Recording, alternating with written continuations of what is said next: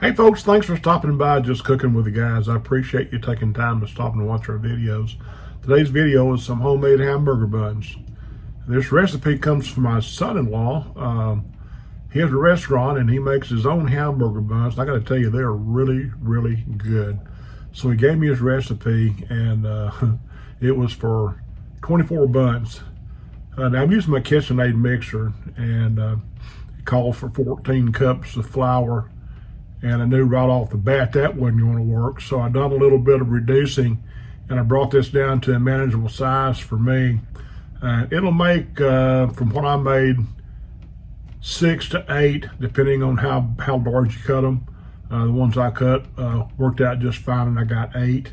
But at any rate, hang around and watch this video. I think you'll really enjoy these buns. Be right back.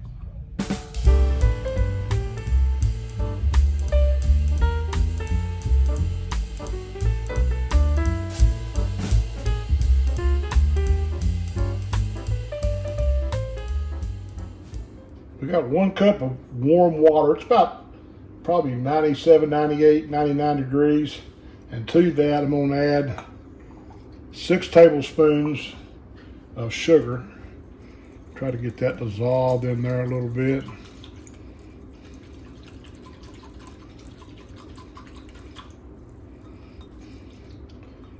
And to that, I'm going to add 1 1/4 teaspoons of yeast right over the top of that. And we're going to let that set and bloom till it kind of bubbles up real good, and we'll be back in a few minutes and carry on with our bread. So hang on 1 sec. Okay, we've allowed our yeast mixer to set for about 10 minutes, and you can see how it's starting to bubble up and foam on the top. And it is ready. So we're going to pour this mixture into our bowl. Set that to the side. I've got 3½ cups of all-purpose flour, and I'm going to add about half of it to start with.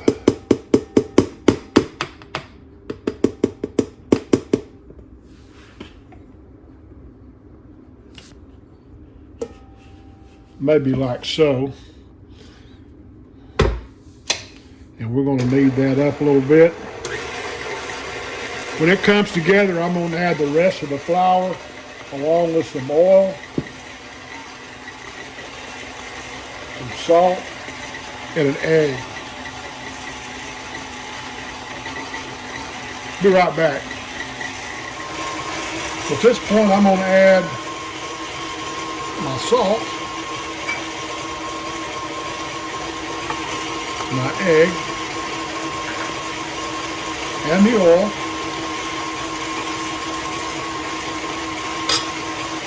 Let those come together good, then I'll start adding the rest of the flour in.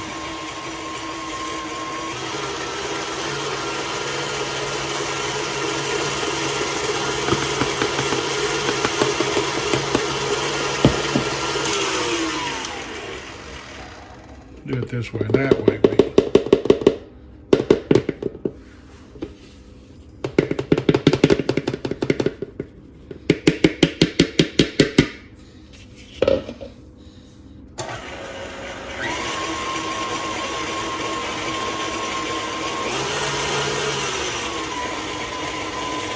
We're going to allow this to mix together until it comes together and forms one big dough ball against the hook and pulls away from the edges of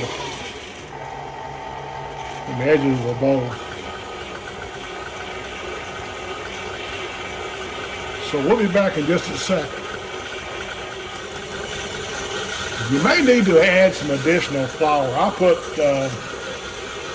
almost another full ½ cup, talking about that much, into my mixer to help it form the dough ball that I'm looking for. So it's just about there. We're going to give it just another minute or so, and then we're going to pull it and let it set, cover it up with a damp towel, and let it rise till it doubles in size. We'll be back in just a second.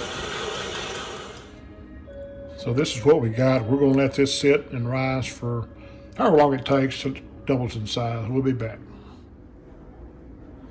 Okay, this is what we got. We're going to dump this out onto a floured surface here and roll it out just a bit. And be sure they don't stick too terribly bad.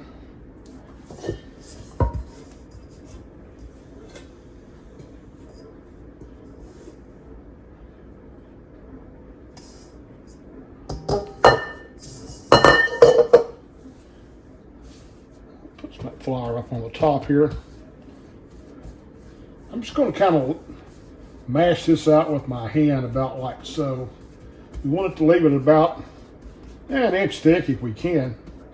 And I've just got a biscuit cutter. I've got a 3 1/4 inch biscuit cutter.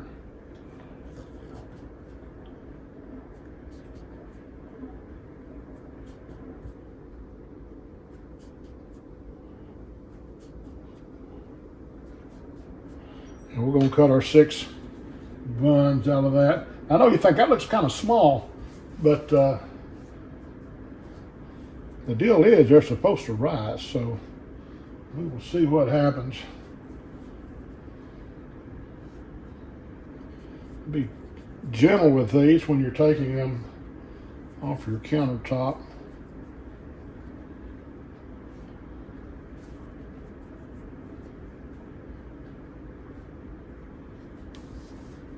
Got some leftover dough there.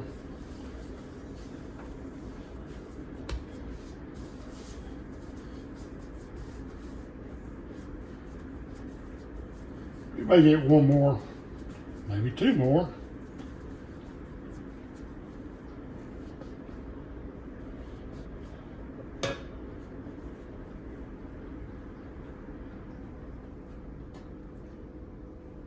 I've oiled this cookie sheet pretty good, so